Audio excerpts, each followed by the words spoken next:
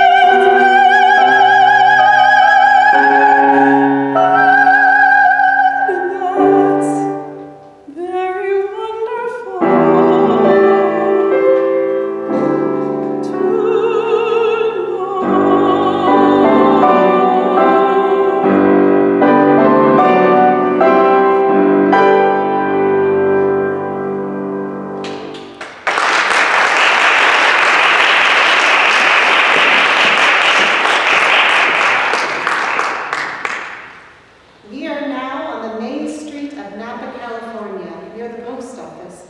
In the distance, the rolling vineyards bask in the April sunlight. Townspeople stroll about idly until the postman appears to hand out the mail. Tony receives another letter from his Rosabella saying that she would like to have his photograph.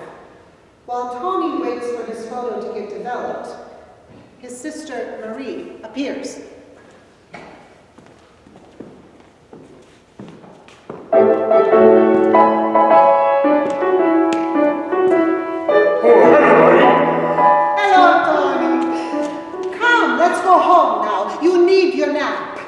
That was from Max. He's developed my snapper shoe, eh? I know, but don't be in such a hurry about that pretty little chippy in Frisco. She's no cheap, Mari, eh? So, first you give a strange girl real jewelry, and then you write each other a lot of letters. But what do you really know about her?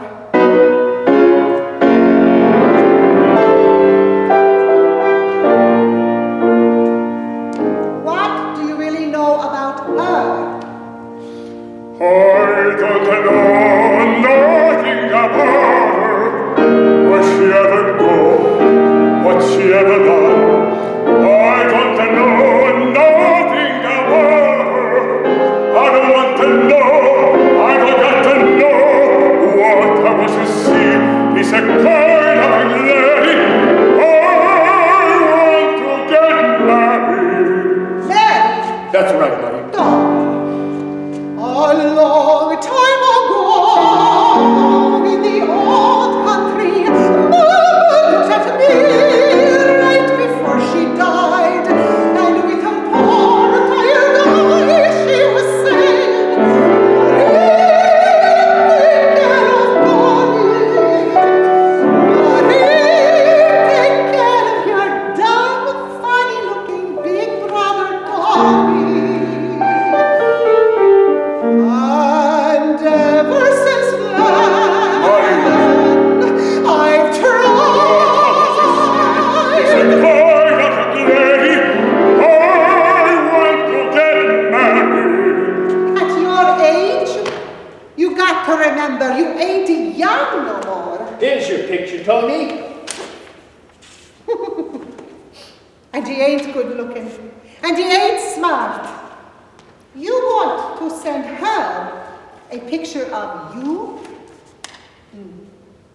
Mama wouldn't want you to do nothing foolish. I'll wait for you in the truck. Rosabella, what's the use? If I was sending my picture, it's no make a laugh. It'd just make a laugh.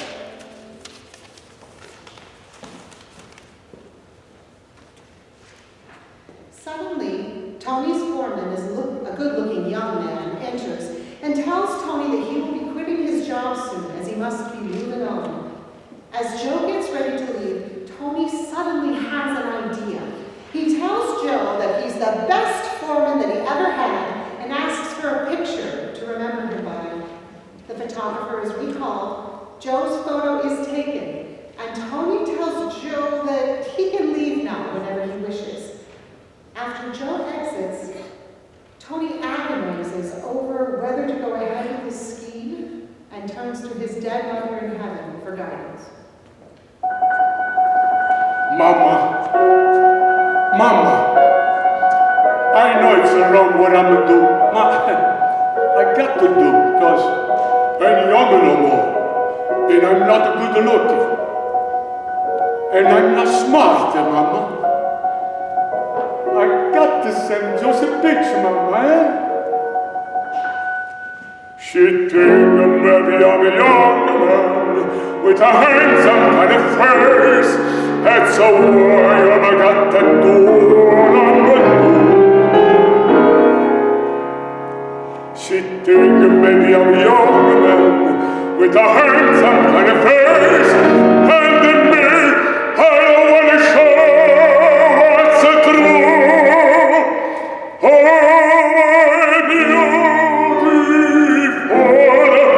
beautiful Rosabella, sweet like a flower.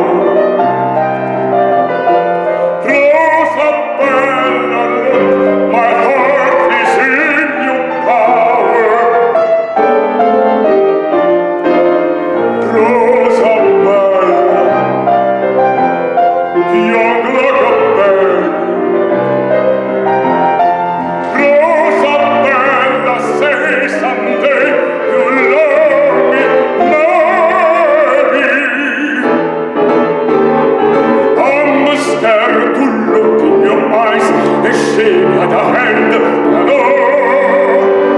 And instead you slap my face, and you go. Oh, my beautiful Rosabella, sweet like a flower. Rosabella, look, my heart is in your power.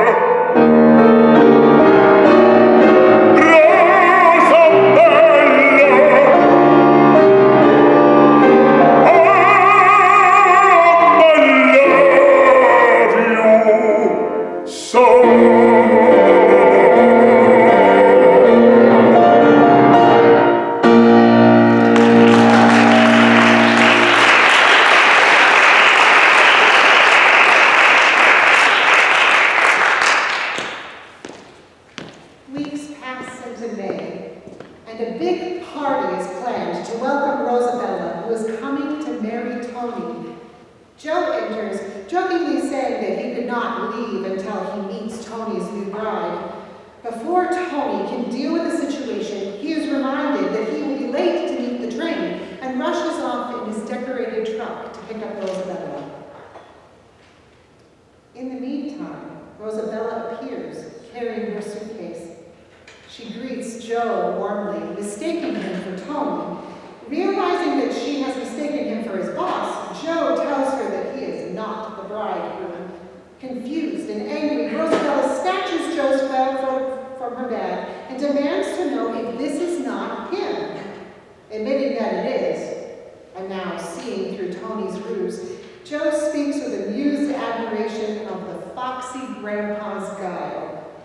Rosabella is shocked and wants to get away before any more tricks are played on her. But before she can leave, Tony is carried in on a stretcher. On his way to the station, he had a terrible accident and is seriously injured. Fearing that he may not live, Tony weakly calls for Rosabella and begs her to marry him right then. Rosabella, feeling that she must do this charitable thing, agrees, and Tony is carried into the house and the wedding is performed. Joe, angered by the realization that he must now stay until Tony recovers, approaches Rosabella as she leaves the house after the service. Seeing she is upset, he tries to console her. His efforts fail, but in the attempt, they both realize that they are strongly attracted to one another, and in a moment of mutual weakness, they passionately embrace as the curtain falls on Act 1. Now we move on to Act 2. 1 week later, Joe and Rosabella already regret their indiscretion and realize that they have no feelings for each other beyond that one night. Tony, heavily bandaged and in a wheelchair, protests his state. His doctor suggests that he turn to Rosabella for comfort. Left alone, Tony and Rosabella decide to start their relationship over. Let's watch this happy scene.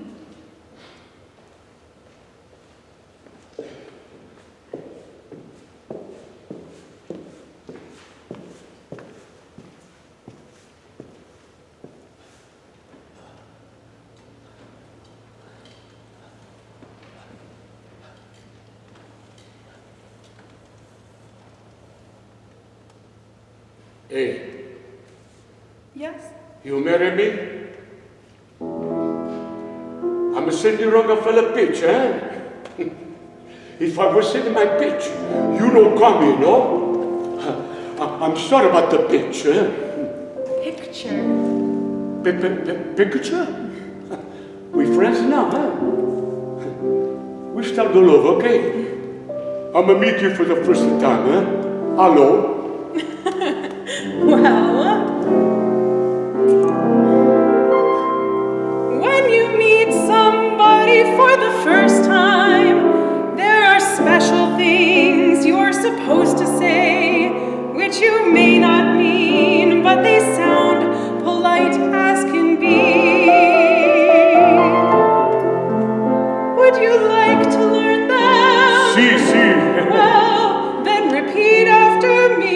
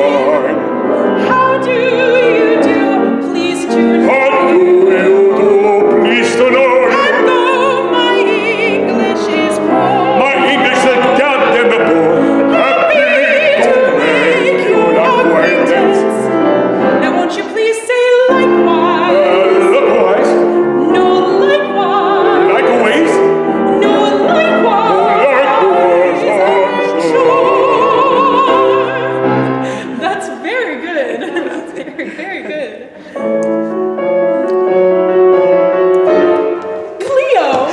Hello, honey. What's the matter? You didn't expect me?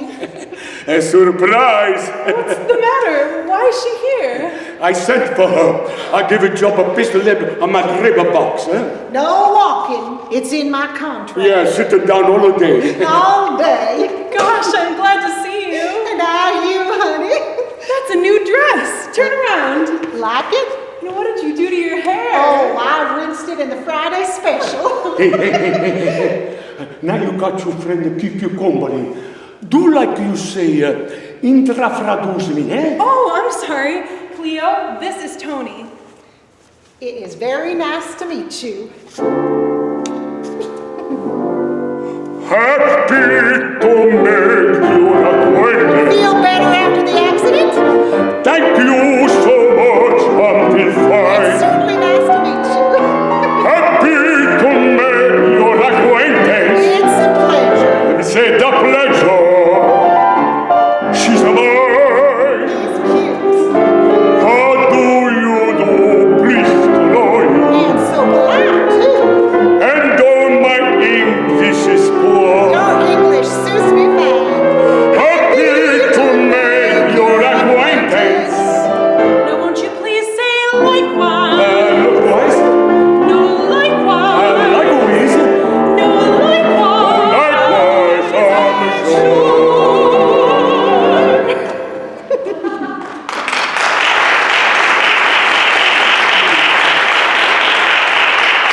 Well, I'm going to go to the house now and get cleaned up. See you later. Tell me something. Why Yes? did you send for Cleo? Ma, I was thinking maybe you lonesome. Some said if your friend you was telling me about, remember? You know something? Maybe I'm not so lonesome. Maybe I like it here. That's a nice. You know something else? You're a nice, kind man. Grazie. How do you do? Please do know you. And though my English is poor, happy to make your acquaintance. Now won't you please say likewise? Likewise, No, likewise. likewise, No, likewise. likewise, I'm sure.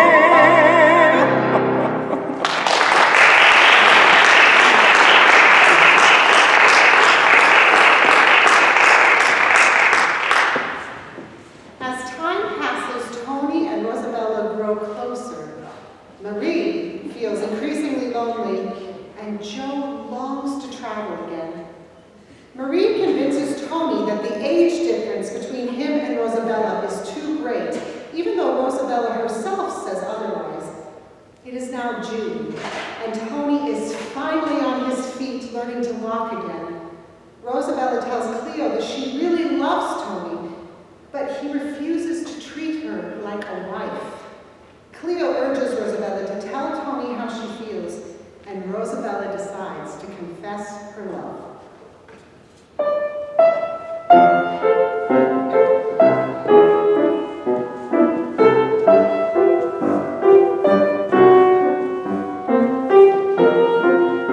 Easy now.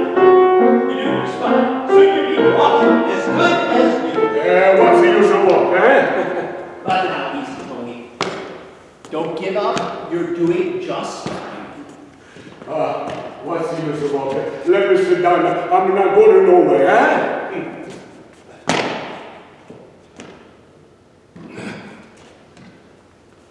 Oh, Rosabella, what's the matter? You look at me like you know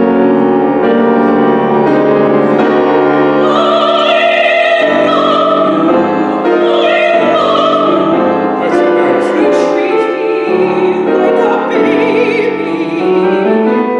You just don't seem to understand. What, Rosabella, what, eh?